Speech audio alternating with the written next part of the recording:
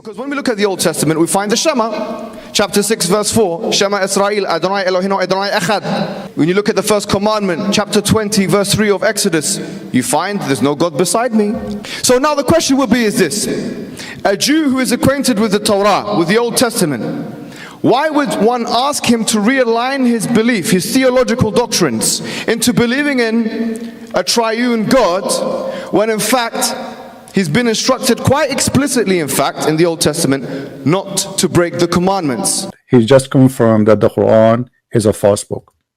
Because if you go in the Quran, we will find the following: اتخذوا أحبارهم ورهبانهم أربابا من دون الله والمسيح ابن مريم. They took their rabbi and their monks or their priest as gods instead of Allah and the Messiah, which means you have to worship Allah and the Messiah. And how dare you to accuse your prophet that he's a liar, and not a single rabbi he said such a thing. Spirit of God hovered over after the God created the heavens and the earth. Okay, no problem. If that's meant to be God, no problem. Let's go to Zechariah's in Old Testament, chapter 6, verse 5. There are 4 spirits. So are there 7 gods now?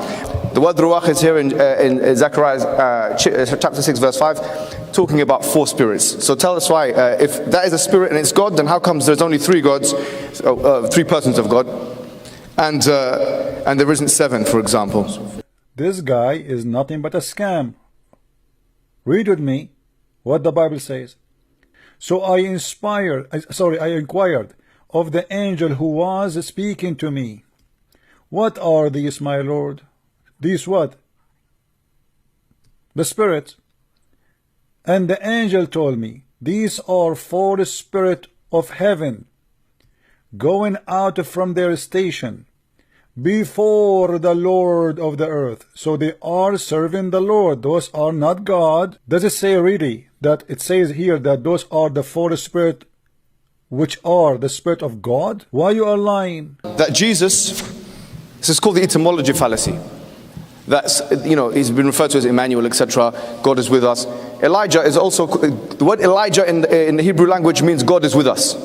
So if that makes Jesus God, then Elijah is also a God. This is what the word means. You can go and search in 2 seconds in any website and you will see that Elijah mean Yahweh is God. What God is with us? And you are making fun of David Wood that he didn't speak Hebrew. Obviously you speak Hebrew very well. And he's here saying that he prays to the Prophet. There's a difference between yusalli lahu and yusalli ala in the Arabic language. I knew this was going to happen. I knew this was going to happen. I knew I was going to have to give you a free Arabic lesson here today. I knew it. And that's why the translators put 4, not to the Prophet. See how stupid he is? He just confirmed that Allah, he pray for the Prophet, not to the Prophet. And supposedly now it's fixed. Okay, let us analyze.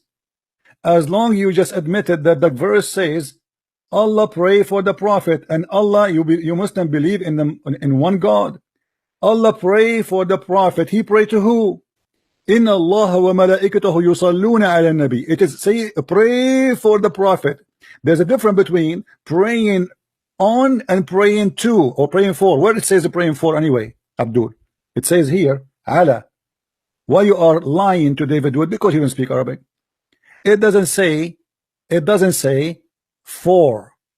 You are a big fat liar. I've always wanted to do this, yeah? To take a word from Dwayne, the Rock Johnson. It doesn't matter what you think. It doesn't matter what you think. I mean, I am statement.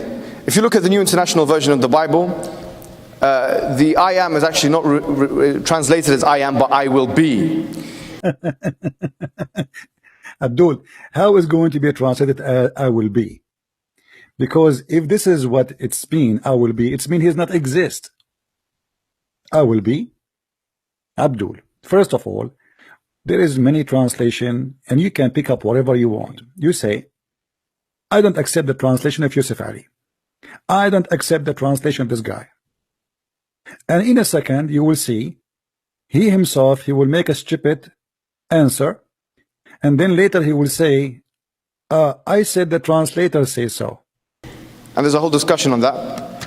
And to be honest with you, frankly, I don't even take the Gospel of John to be completely authoritative, and neither do the majority of biblical scholars anyways. 95 AD, it's a long way. 95 AD is a long time. This is why he don't accept it. So how you accept the Quran? The Muslim until now, they don't have one manuscript of the Quran. Few years ago, they found a manuscript was a gift even from a priest, not even from the Muslims, an Egyptian priest, which is one page, and it's different from the Quran today. I think David Wood has said some career-ending, embarrassing statements today. I mean, to be honest with you,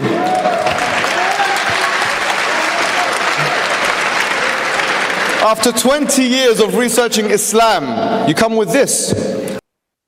Thank you guys for listening. Please download the video and share it with your friends. And if you have any Muslim who dare to debate us, please feel free, and we will be happy to take him.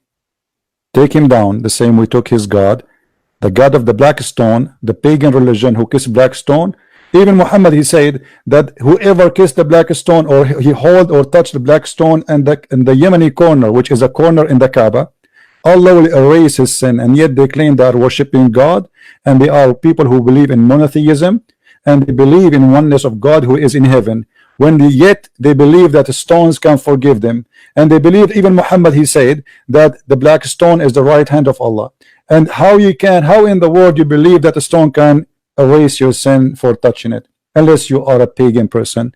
You believe in stones, and your prophet kisses stones, and you go around the stone, and you bow down in front of stones, and you worship stones, because this is always an act of worship. Yet you speak about the oneness of God. My friend, your God is a stone who say the most stupid things. As an example, women have sperm coming from their ribs. You have one God, you have 10 God, doesn't matter, my friend. He is a stupid God. The man is sperm coming from the backbone. Your God, Allah, the one you call him one God, he do not even understand. He cannot even remember which one he created first, the stars or the trees.